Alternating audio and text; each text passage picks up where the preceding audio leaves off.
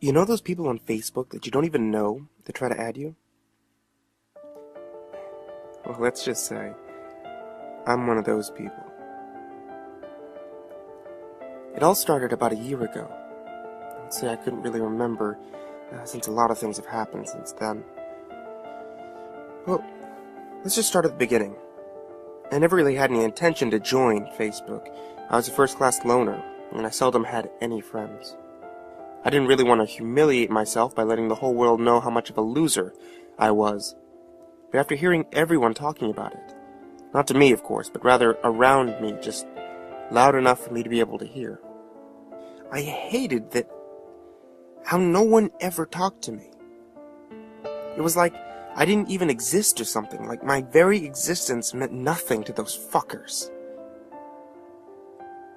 Anywho, I was tired of being completely outcast, so I decided to create my very own Facebook. It was scary at first, letting the entire world... It was scary at first, letting the entire world know what I was doing. I was basically giving up my privacy and freedom to try and finally fit in. The irony of the whole thing was that I was afraid of letting stalkers and serial killers know what I was up to. But I'll get to why that statement turned out to be ironic later. Anywho, at first Facebook seemed very foreign to me.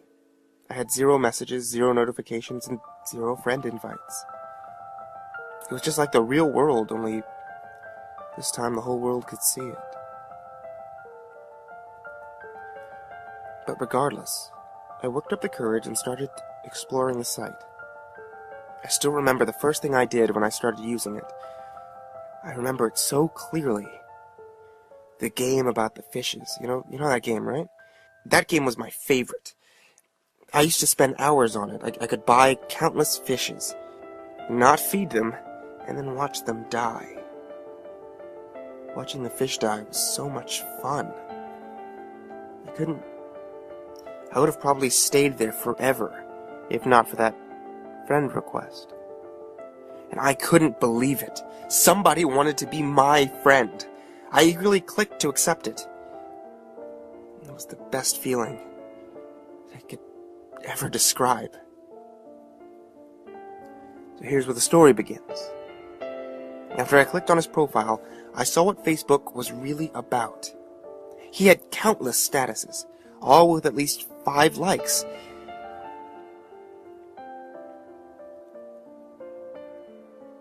I so wanted that. So I began to snoop in his friends list, and I added every single person that he was friends with. It took about 5 hours to do, but it was worth it. Before long, my page had grown from 1 friend to nearly 12, and of those friends who accepted, I knew absolutely nothing about them. But because I was friends with them on Facebook, I learned everything. I passed the first 2 weeks adding all the people who my friends knew, and once they became my friends, I added everyone that they knew. Yes, my popularity was growing. People finally began to know who I was. It's all so wonderful. The kids at my school even started talking to me. It was insane. Just insane. I began to fall in love with Facebook. Addicted, if you will.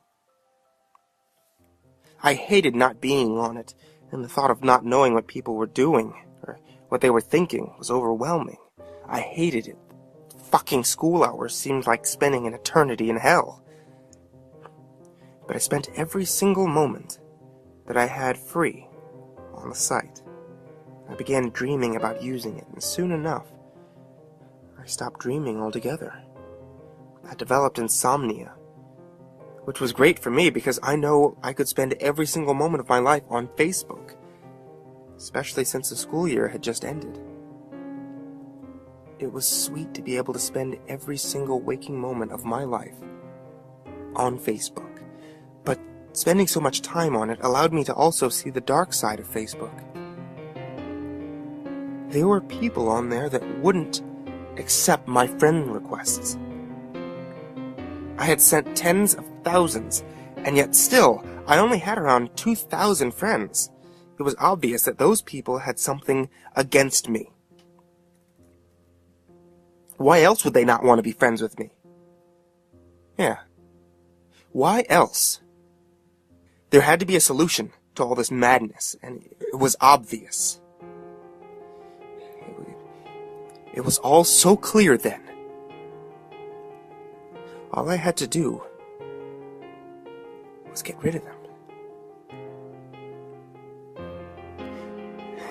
And I still remember my victim, so innocent. Truly, I had nothing against her. She was so young, beautiful. I still remember those eyes, those piercing black eyes. The thing I remember most about her was how much she bled, and how much she screamed.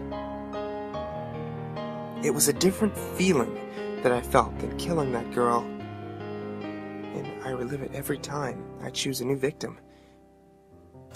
Oh, come to think of it, I think I just sent you a friend request. I'd think twice about ignoring it, if I were you.